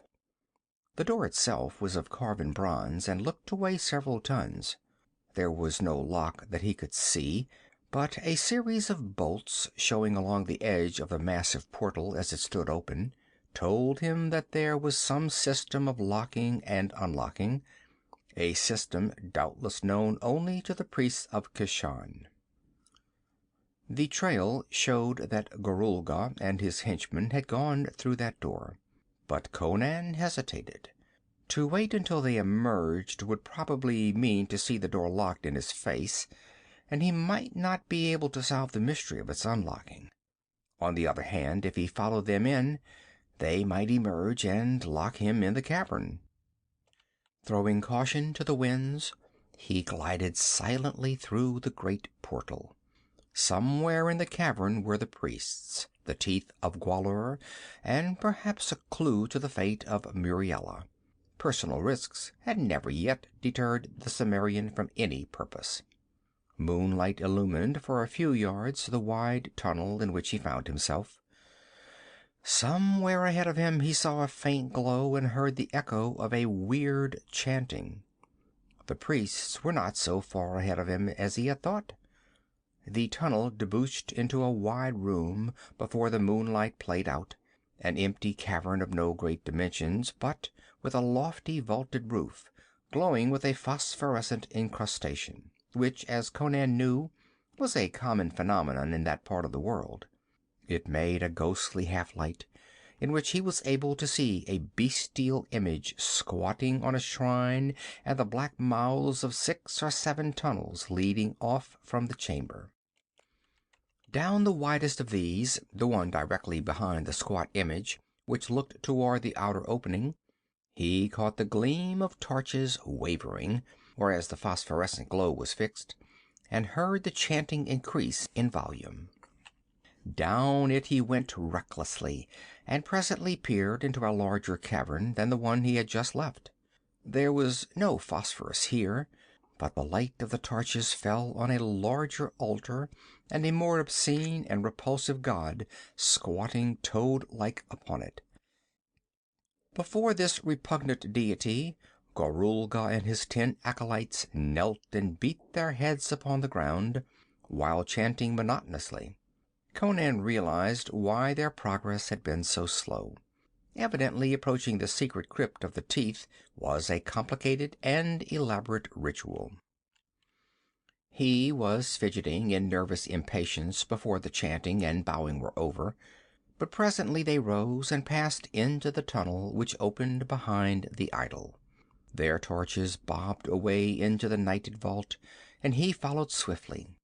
Not much danger of being discovered, he glided along the shadows like a creature of the night, and the black priests were completely engrossed in their ceremonial mummery. Apparently, they had not even noticed the absence of Gwahlur. Emerging into a cavern of huge proportions, about whose upward curving walls gallery-like ledges marched in tiers, they began their worship anew before an altar which was larger and a god which was more disgusting than any encountered thus far. Conan crouched in the black mouth of the tunnel, staring at the walls reflecting the lurid glow of the torches. He saw a carven stone stair winding up from tier to tier of the galleries. The roof was lost in darkness. He started violently, and the chanting broke off as the kneeling blacks flung up their heads. An inhuman voice boomed out high above them. They froze on their knees, their faces turned upward with a ghastly blue hue in the sudden glare of a weird light that burst blindingly up near the lofty roof, and then burned with a throbbing glow. That glare lighted a gallery, and a cry went up from the high priest, echoed shudderingly by his acolytes. In the flash there had been briefly disclosed to them a slim white figure standing upright in a sheen of silk and a glint of jewel-crusted gold. Then the blaze smoldered to a throbbing, pulsing luminosity in which nothing was distinct, and that slim shape was but a shimmering blue of ivory. "Yelaya!" screamed Gorulga, his brown features ashen. "Why have you followed us? What is your pleasure?" That weird, unhuman voice rolled down from the roof, re-echoing under that arching vault that magnified and altered it beyond recognition. "Woe to the unbelievers! Woe to the false children of Kashia! Doom to them which deny their deity!" A cry of horror went up from the priests. Gorulga looked like a shocked vulture in the glare of the torches. "I do not understand," he stammered. "We are faithful. In the chamber of the oracle, you told us—" "Do not heed what you heard in the chamber of the oracle," rolled that terrible voice, multiplied until it was as though a myriad voices thundered and muttered the same warning. "Beware of false prophets and false gods. A demon in my guise spoke to you in the palace, giving false prophecy. Now, hearken and obey, for only I am the true goddess. And I give you one chance to save yourselves from doom. Take the Teeth of Gwahlur from the crypt where they were placed so long ago. Alkmeenon is no longer holy because it has been desecrated by blasphemers. Give the Teeth of Gwahlur into the hands of Tutmerkri the Stygian, to place in the sanctuary of Dragon and Derkito. Only this can save Kishan from the doom the demons of the night have plotted. Take the Teeth of Gwahlur and go. Return instantly to Keshia. There, give the jewels to Thutmekri and seize the foreign devil Conan, and flay him alive in the great square." There was no hesitation in obeying. Chattering with fear, the priests scrambled up and ran for the door that opened behind the bestial god. Gorulga led the flight. They jammed briefly in the doorway, yelping as wildly waving torches touched squirming black bodies. They plunged through, and the patter of their speeding feet dwindled down the tunnel. Conan did not follow. He was consumed with a furious desire to learn the truth of this fantastic affair. Was that indeed Yelaya, as the cold sweat on the backs of his hands told him? Or was it that little hussy Muriela turned traitoress after all? If it was... Before the last torch had vanished down the black tunnel, he was bounding vengefully up the stone stair. The blue glow was dying down, but he could still make out that the ivory figure stood motionless on the gallery. His blood ran cold as he approached it, but he did not hesitate. He came on with his sword lifted and towered like a threat of death over the inscrutable shape. "Yelaya!" he snarled. "Dead as she's been for 1,000 years. Ha!"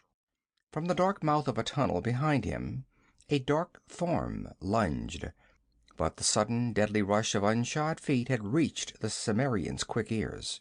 He whirled like a cat and dodged the blow aimed murderously at his back.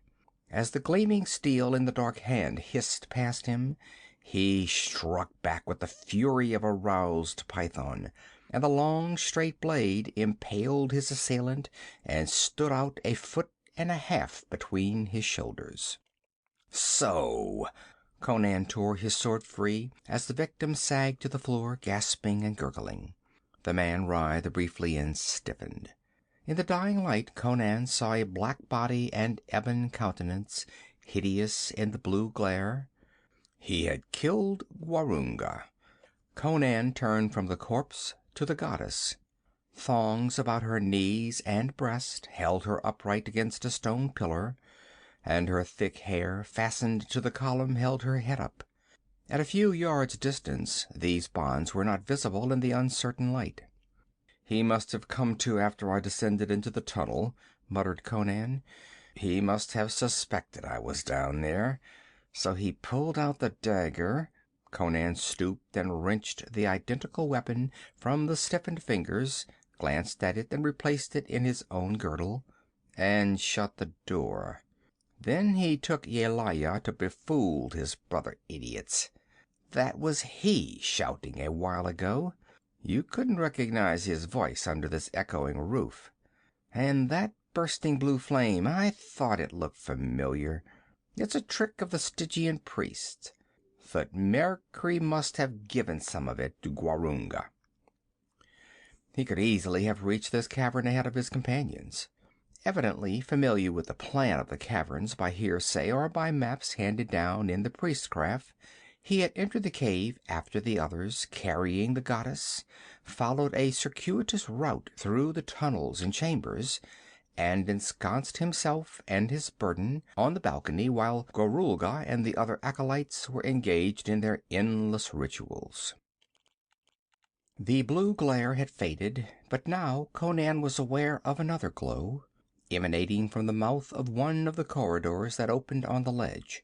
Somewhere down that corridor there was another field of phosphorus, for he recognized the faint, steady radiance.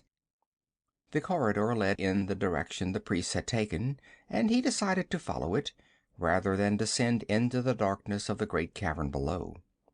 Doubtless it connected with another gallery in some other chamber, which might be the destination of the priests.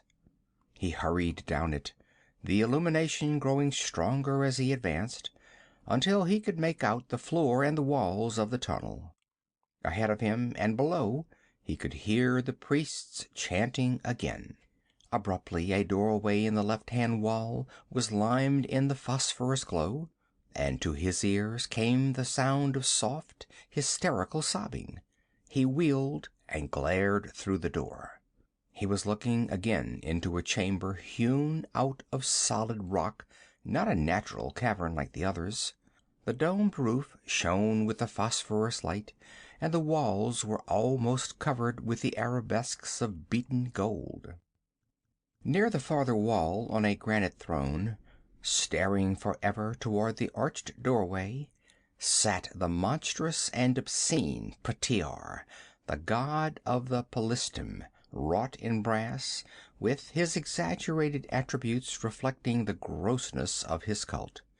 And in his lap sprawled a limp, white figure. "Well, I'll be damned," muttered Conan. He glanced suspiciously about the chamber, seeing no other entrance or evidence of occupation, and then advanced noiselessly and looked down at the girl whose slim shoulders shook with sobs of abject misery, her face sunk in her arms. From thick bands of gold on the idol's arms, slim gold chains ran to the smaller bands on her wrists. He laid a hand on her naked shoulder, and she started convulsively, shrieked, and twisted her tear-stained face toward him. "Conan!" She made a spasmodic effort to go into the usual clinch, but the chains hindered her.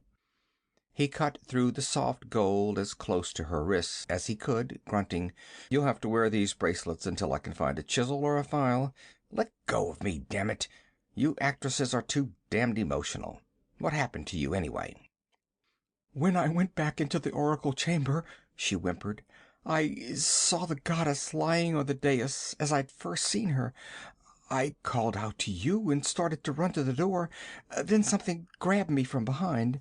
It clapped a hand over my mouth and carried me through a panel in the wall and down some steps and along a dark hall. I didn't see what it was that had hold of me until we passed through a big metal door and came into a tunnel whose roof was alight like this chamber. Oh, I nearly fainted when I saw. They are not humans. They are gray, hairy devils that walk like men and speak a gibberish no human could understand. They stood there and seemed to be waiting, and once I thought I heard somebody trying the door. Then one of the things pulled a metal lever in the wall and something crashed on the other side of the door. Then they carried me on and on through winding tunnels and up stone stairways into this chamber, where they chained me on the knees of this abominable idol, and then they went away. Oh, Conan, what are they?" "Servants of Bit Yakin," he grunted.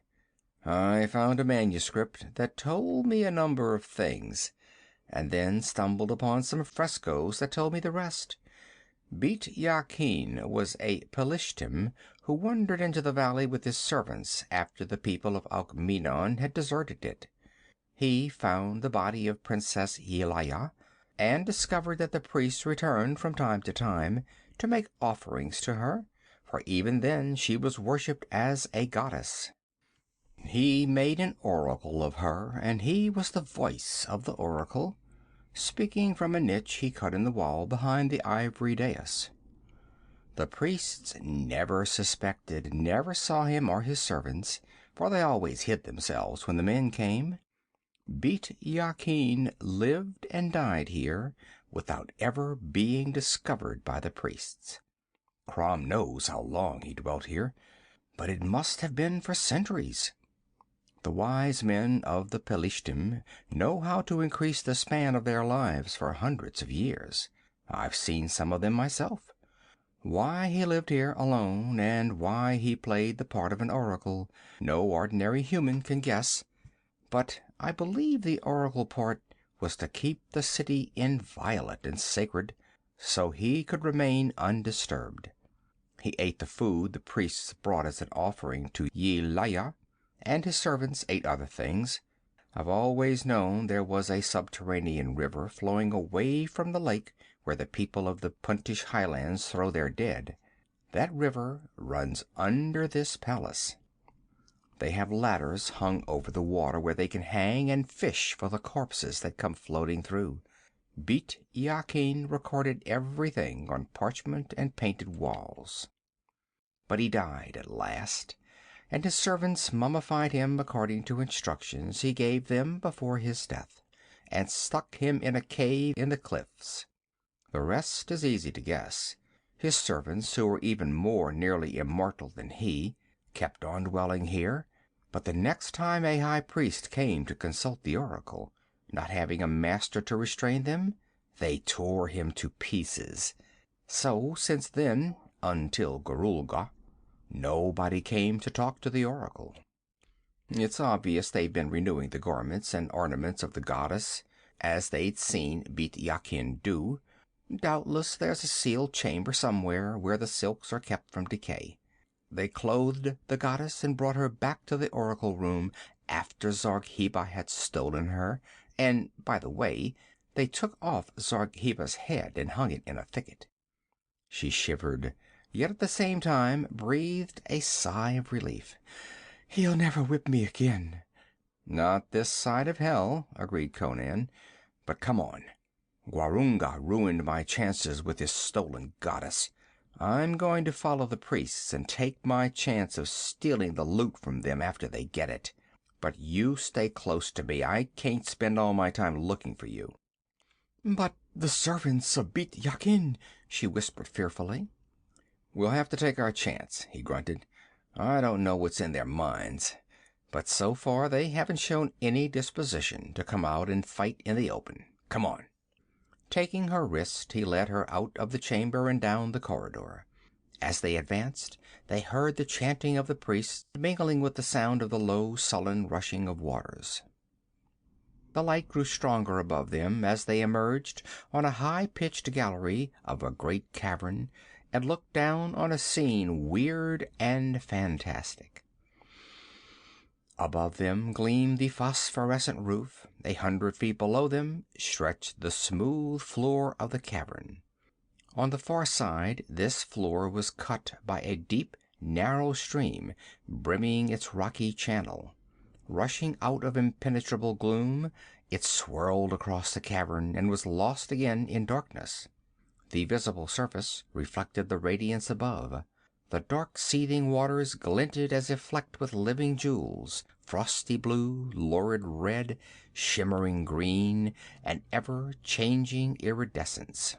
Conan and his companion stood upon one of the gallery-like ledges that banded the curve of the lofty wall, and from this ledge a natural bridge of stone soared in a breathtaking arch over the vast gulf of the cavern, to join a much smaller ledge on the opposite side across the river. 10 feet below it, another broader arch spanned the cave. At either end a carven stair joined the extremities of these flying arches. Conan's gaze, following the curve of the arch that swept away from the ledge on which they stood, caught a glint of light that was not the lurid phosphorus of the cavern. On that small ledge opposite them, there was an opening in the cave wall through which stars were glinting. But his full attention was drawn to the scene beneath them. The priests had reached their destination. There, in a sweeping angle of the cavern wall, stood a stone altar, but there was no idol upon it. Whether there was one behind it, Conan could not ascertain, because some trick of the light or the sweep of the wall left the space behind the altar in total darkness.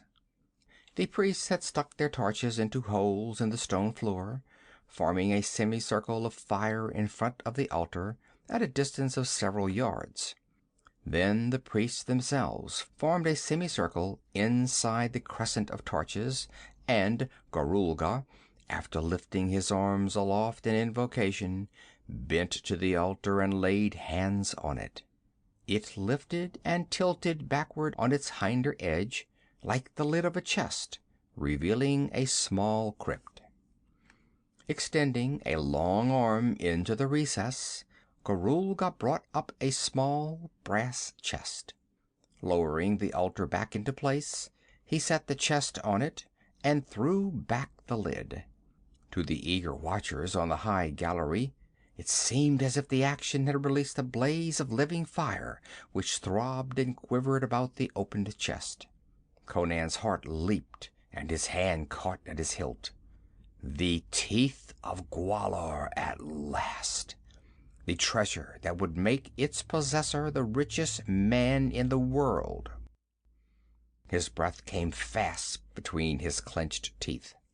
Then he was suddenly aware that a new element had entered into the light of the torches and of the phosphorescent roof, rendering both void. Darkness stole around the altar, except for that glowing spot of evil radiance cast by the Teeth of Gwahlur, and that grew and grew. The blacks froze into basaltic statues, their shadows streaming grotesquely and gigantically out behind them. The altar was laved in the glow now, and the astounded features of Gorulga stood out in sharp relief. Then the mysterious space behind the altar swam into the widening illumination, and slowly, with the crawling light, figures became visible, like shapes growing out of the night and silence.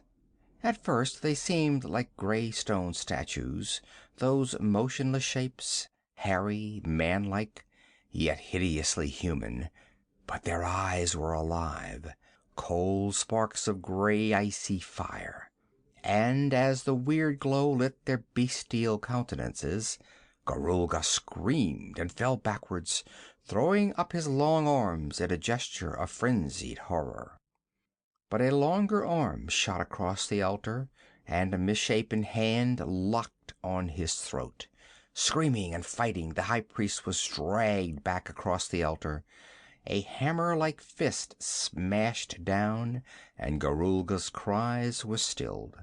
Limp and broken, he sagged across the altar, his brains oozing from his crushed skull. And then the servants of Beit Yakin surged like a bursting flood from hell on the black priests, who stood like horror-blasted images. Then there was slaughter, grim and appalling.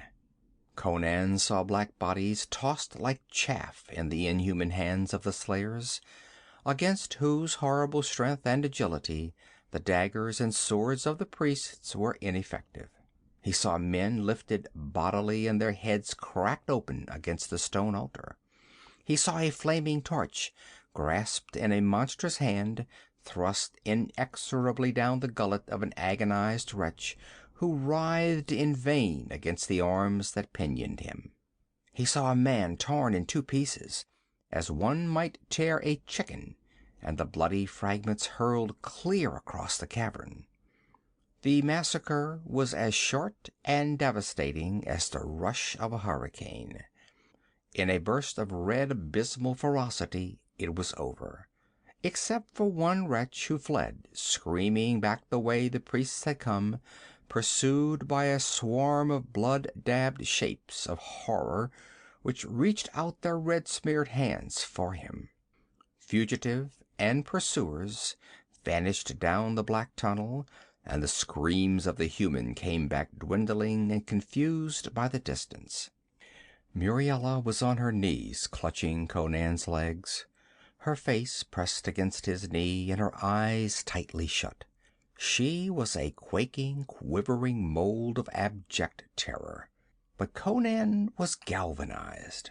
A quick glance across at the aperture where the stars shone, a glance down at the chest that still blazed open on the blood-smeared altar, and he saw and seized the desperate gamble. "I'm going after that chest," he grated. "Stay here." "Oh, Mithra, no!" In an agony of fright, she fell to the floor and caught at his sandals. Don't leave me!" "Lie still and keep your mouth shut," he snapped, disengaging himself from her frantic clasp. He disregarded the torturous stare. He dropped from ledge to ledge with reckless haste. There was no sign of the monsters as his feet hit the floor. A few of the torches still flared in their sockets, the phosphorescent glow throbbed and quivered, and the river flowed with an almost articulate muttering, scintillating with undreamed radiances. The glow that had heralded the appearance of the servants had vanished with them. Only the light of the jewels in the brass chest shimmered and quivered. He snatched the chest, noting its contents in one lustful glance. Strange, curiously shaped stones that burned with an icy, non-terrestrial fire. He slammed the lid, thrust the chest under his arm, and ran back up the steps. He had no desire to encounter the hellish servants of Bit Yakin.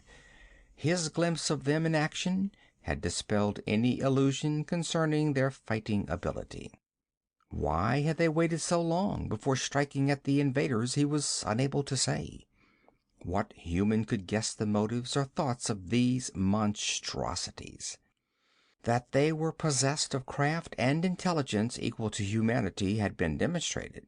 And there, on the cavern floor, lay crimson proof of their bestial ferocity. The Corinthian girl still cowered on the gallery where he had left her. He caught her wrist and yanked her to her feet, grunting, "I guess it's time to go." Too bemused with terror to be fully aware of what was going on, the girl suffered herself to be led across the dizzy span. It was not until they were poised over the rushing water that she looked down, voiced a startled yelp, and would have fallen but for Conan's massive arm about her. Growling an objurgation in her ear, he snatched her up under his free arm and swept her in a flutter of limply waving arms and legs across the arch and into the aperture that opened at the other end. Without bothering to set her on her feet, he hurried through the short tunnel into which this aperture opened. An instant later, they emerged upon a narrow ledge on the outer side of the cliffs that circled the valley. Less than 100 feet below them, the jungle waved in the starlight. Looking down, Conan vented a gusty sigh of relief.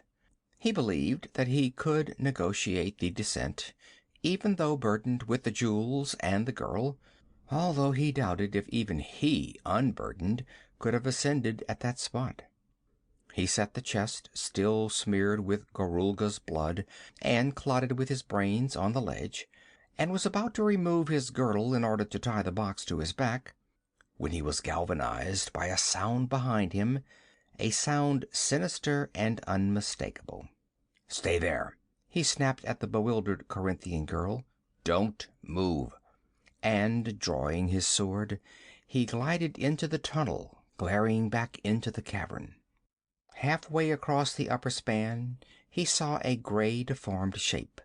One of the servants of Bit Yakin was on his trail. There was no doubt that the brute had seen them and was following them. Conan did not hesitate. It might be easier to defend the mouth of the tunnel, but this fight must be finished quickly before the other servants could return. He ran out on the span, straight toward the oncoming monster. It was no ape, neither was it a man. It was some shambling horror spawned in the mysterious, nameless jungles of the south, where strange life teemed in the reeking rot without the dominance of man, and drums thundered in temples that had never known the tread of a human foot. How the ancient Pelishtim had gained lordship over them, and with it eternal exile from humanity, was a foul riddle about which Conan did not care to speculate, even if he had had opportunity. Man and monster, they met at the highest arch of the span, where 100 feet below rushed the furious black water. As the monstrous shape with its leprous gray body and the features of a craven, unhuman idol loomed over him, Conan struck as a wounded tiger strikes, with every ounce of thew and fury behind the blow. That stroke would have sheared a human body asunder, but the bones of the servant of Bit Yakin were like tempered steel. Yet even tempered steel could not wholly have withstood that furious stroke. Ribs and shoulder bone parted, and blood spouted from the great gash. There was no time for a second stroke. Before the Cimmerian could lift his blade again or spring clear, the sweep of a giant arm knocked him from the span as a fly is flicked from a wall. As he plunged downward, the rush of the river was like a knell in his ears, but his twisted body fell halfway across the lower arch.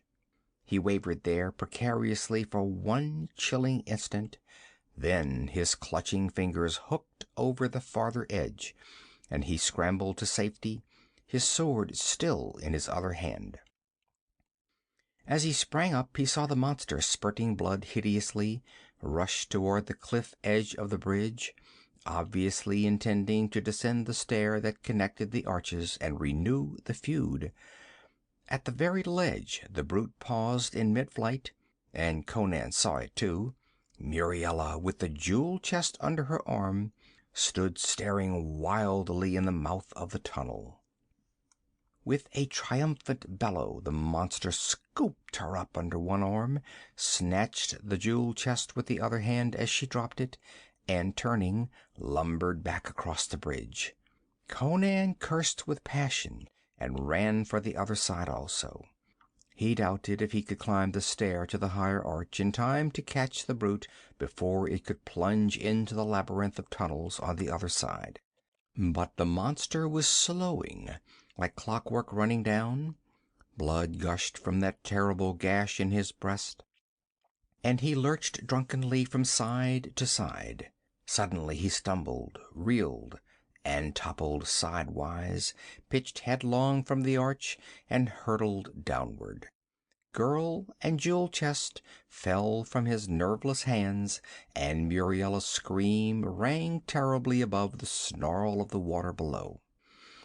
Conan was almost under the spot from which the creature had fallen.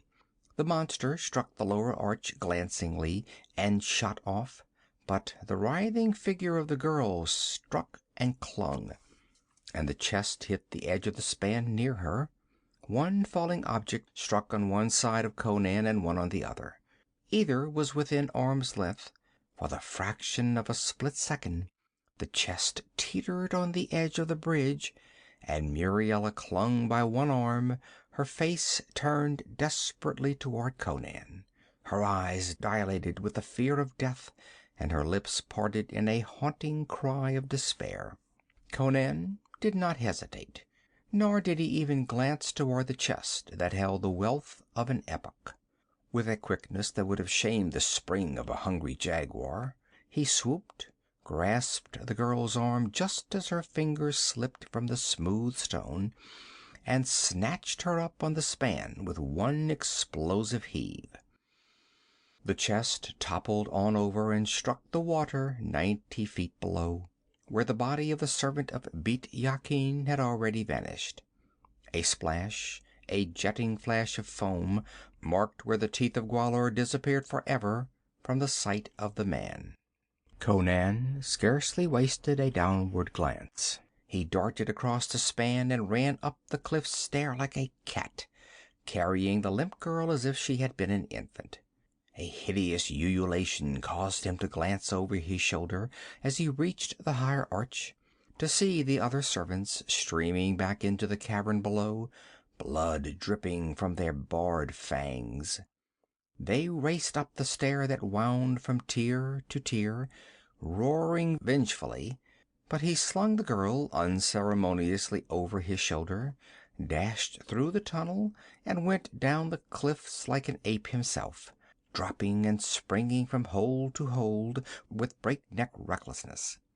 When the fierce countenances looked over the ledge of the aperture, it was to see the Cimmerian and the girl disappearing into the forest that surrounded the cliffs.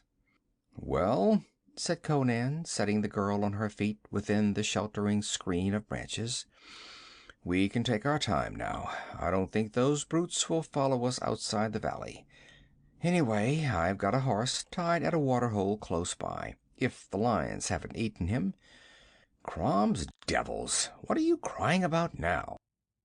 She covered her tear-stained face with her hands, and her slim shoulders shook with sobs. "I lost the jewels for you," she wailed miserably. It was my fault. If I'd obeyed you and stayed out on the ledge, that brute would never have seen me. You should have caught the gems and let me drown." "Yes, I suppose I should," he agreed. "But forget it. Never worry about what's past. And stop crying, will you? That's better. Come on." "You mean you're going to keep me?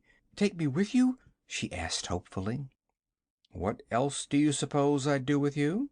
He ran an approving glance over her figure and grinned at the torn skirt, which revealed a generous expanse of tempting ivory-tinted curves. "I can use an actress like you. There's no use going back to Keshia. There's nothing in Keshan now that I want. We'll go to Punt. The people of Punt worship an ivory woman, and they wash gold out of the rivers in wicker baskets. I'll tell them that Keshan is intriguing with Thutmekri to enslave them, which is true, and that the gods have sent me to protect them, for about a house full of gold. If I can manage to smuggle you into their temple to exchange places with their ivory goddess, we'll skin them out of their jaw teeth before we get through with them." End of chapter 4. End of Jewels of Gwahlur by Robert E. Howard. This book recorded by Phil Chenevert in Baton Rouge, Louisiana, March of 2013.